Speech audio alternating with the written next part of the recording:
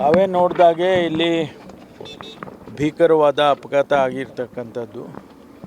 ನಮ್ಮ 5 ಜನ ಹೊಸದಾಗಿ ಆಯ್ಕೆಯಾದಂಥ ಸಬ್ ಇನ್ಸ್ಪೆಕ್ಟ್ರುಗಳು, ಅವರು ಬೆಂಗಳೂರು, ಒಬ್ಬರು ಮಾತ್ರ ಮೈಸೂರಿಗೆ ಅಲಾಟ್ ಆಗಿದ್ದಿದ್ದು, ಇನ್ನು 4 ಜನ ಬೆಂಗಳೂರು ಸಿಟಿಗೆ ಅಲಾಟ್ ಆಗಿದ್ದಂಥವ್ರು.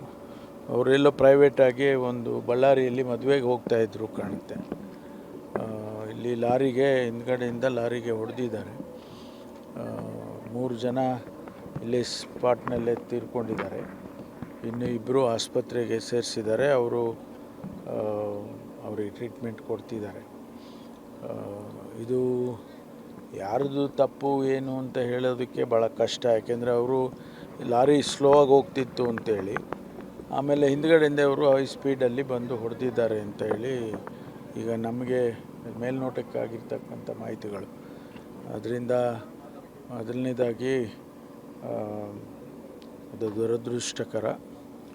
ಅವರ ಆತ್ಮಕ್ಕೆ ಶಾಂತಿಯನ್ನು ಕೋರ್ತೇನೆ ಮತ್ತು ಅವರ ಕುಟುಂಬದವರಿಗೆ ಭಗವಂತ ಅವರ ನಷ್ಟವನ್ನು ಭರಿಸ್ತಕ್ಕಂಥ ಶಕ್ತಿ ಕೊಡಲಿ ಅಂತ ಹೇಳಿ ಪ್ರಾರ್ಥನೆ ಮಾಡ್ತೇನೆ.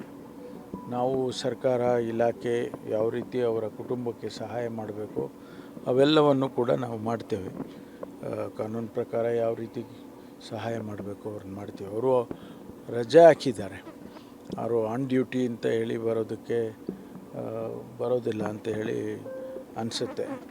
ಅದನ್ನು ಕೂಡ ನಾವು ವೆರಿಫೈ ಮಾಡ್ತೀವಿ. ಯಾಕೆಂದರೆ ಆನ್ ಡ್ಯೂಟಿಯಲ್ಲಿದ್ದರೆ ಬೇರೆ ಅವರಿಗೆ ಯಾವ ರೀತಿ ಸಹಾಯ ಮಾಡ್ಬೋದು ಇಲಾಖೆಯಲ್ಲಿ, ಆನ್ ಡ್ಯೂಟಿ ಇಲ್ಲ ಅಂತ ಹೇಳಿದರೆ ಯಾವ ರೀತಿ ಮಾಡ್ಬೋದು ಅಂತೇಳಿ ನಾವು ಚರ್ಚೆ ಮಾಡಿ ಏನೆಲ್ಲ ಸಹಾಯ ಮಾಡ್ಬೋದು ಕುಟುಂಬಗಳಿಗೆ. ಯಾಕೆಂದರೆ ಅವ್ರು ಇನ್ನೂ ಈಗ ತಾನೇ ಸರ್ವಿಸಿಗೆ ಸೇರಿದ್ದಾರೆ.